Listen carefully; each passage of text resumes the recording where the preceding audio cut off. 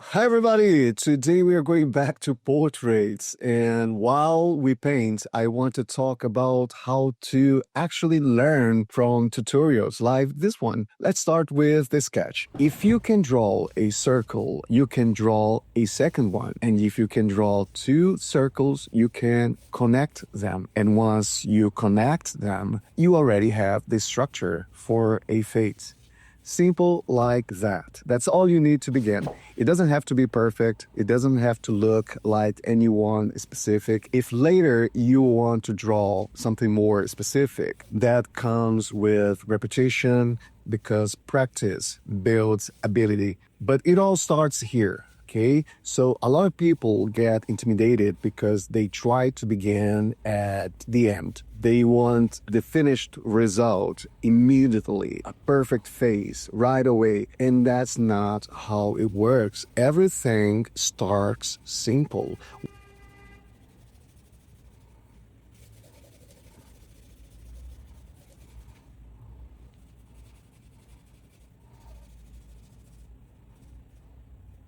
Once you get used to constructing a face like this one, you can rotate it, you can change angle, you can adjust proportions. Everything becomes easier because you understand the structure, okay? So don't rush. I know that many of you are already used to art making. However, if this is new to you, don't expect a perfect drawing on your first attempt. That expectation leads to frustration, and frustration leads to quitting. And we are not here for that.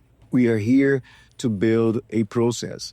And once you understand the basics, you can take this in any direction. More realistic, more expressive, more abstract.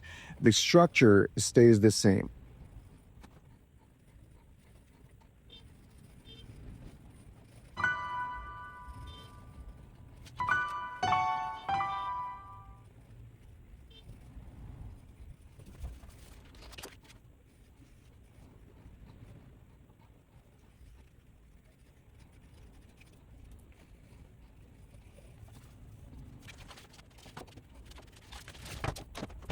Okay, so let's move into the first painting.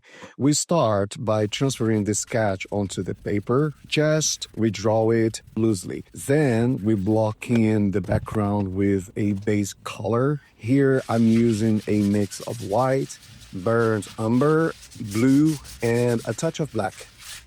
I'm keeping the palette very limited, 3 or 4 colors at most, and that's intentional. It keeps things simple and controlled. So the first layer, we block in the main shapes.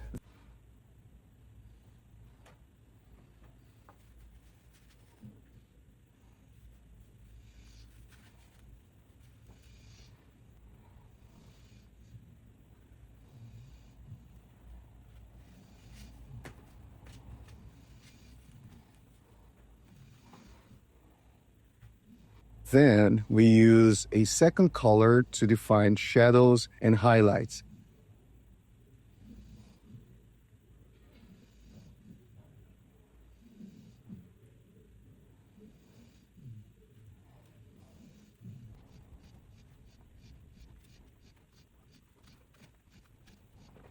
Then a third color to add details.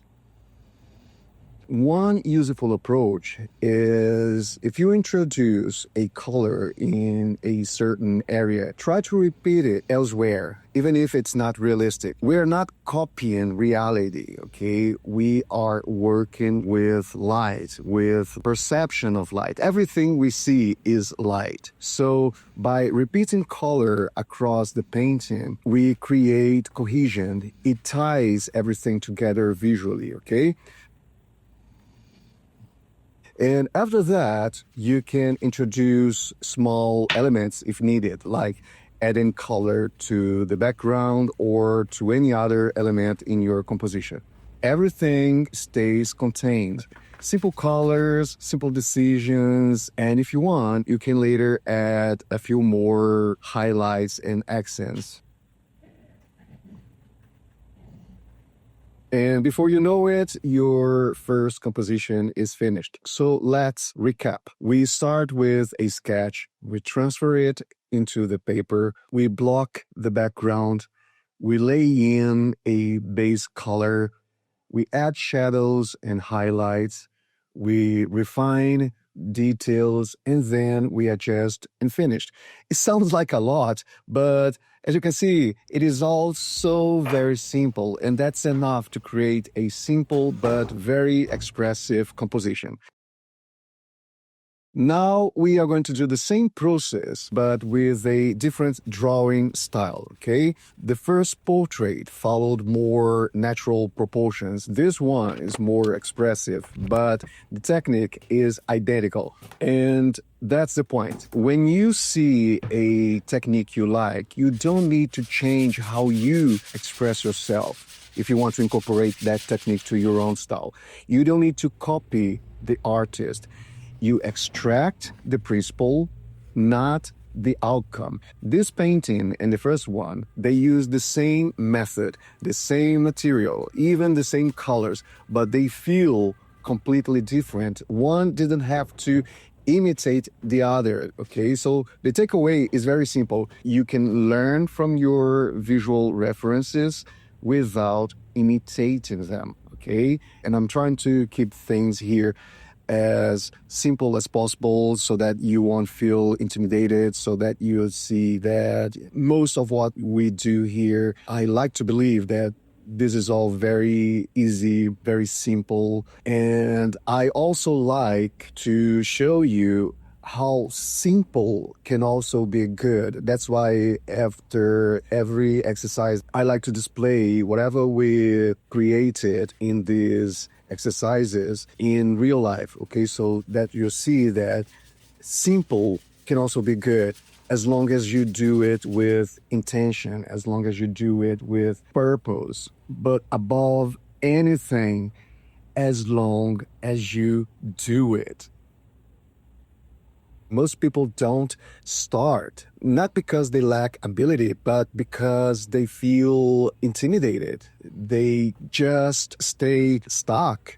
They think they need the right materials, the right knowledge, the right moments. And that moment will never come unless they start. Because once you start, everything else can follow. You can learn technique, you can refine your skills, you can develop your style, you can do things that you could never imagine. But none of that will happen if you're waiting for permission or for the perfect conditions. And again, the process is just the same. Sketch, transfer, background, base color, shadows and highlights, details, final adjustments, the same structure, different result.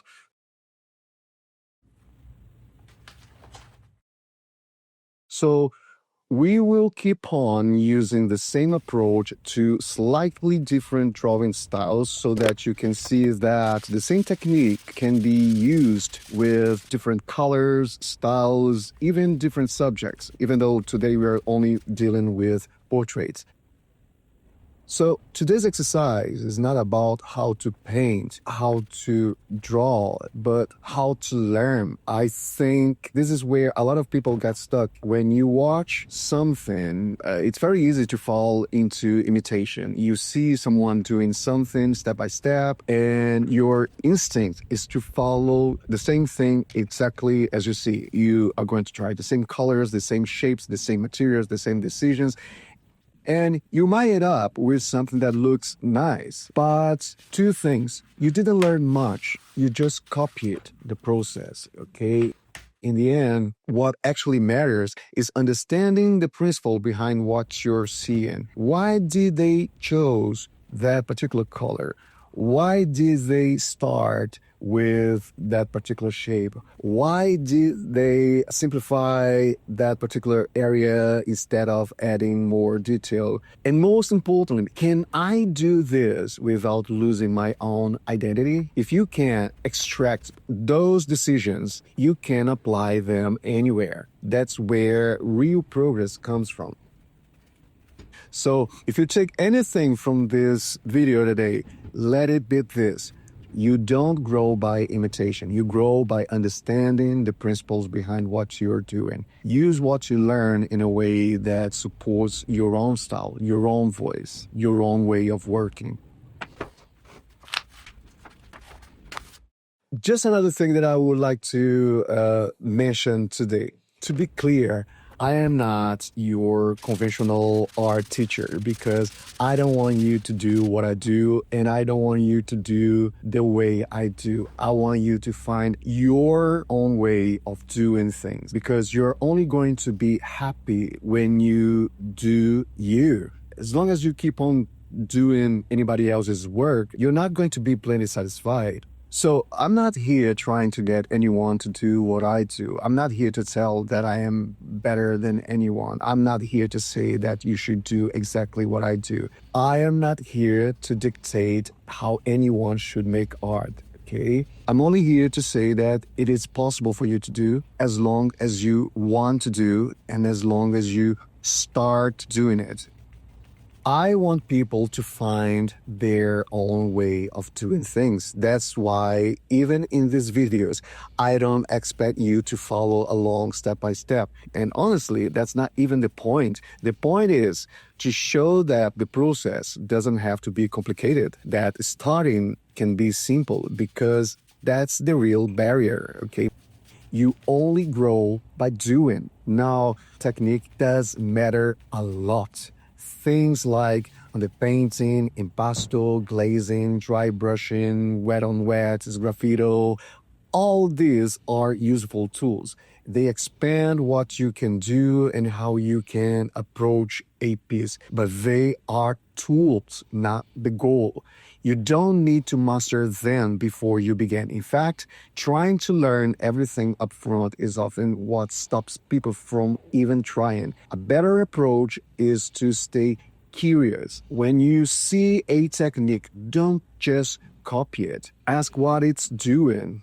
What problem is it solving? What effect is it creating? And then try experiment with that idea in your own way. That's how you make your own art. That's how you make your art yours. And that's also how you avoid becoming dependent on visual references of any kind. Because those references, including tutorials like this one that you're watching, they are helpful, but they can also become a crutch.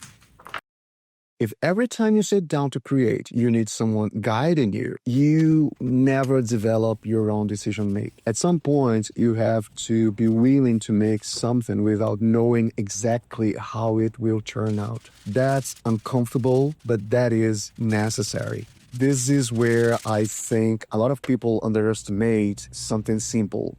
Repetition. Not repetition as in copying the same image, but repetition as in showing up regularly, making something. Even if it's small, even if it's imperfect, that's how you build confidence, not by waiting until you feel ready, but by proving to yourself over and over again that you can sit down and create something. So these are the results of what we've done today. I hope you've learned something new today and that you can see clearer now how to incorporate a style or technique or any visual reference to your own experience without copying those, okay? Focus on understanding what you're doing. Focus on experimenting. And most importantly, focus on starting because everything else becomes manageable once you're already in motion. As always, keep on practicing and thank you for joining us.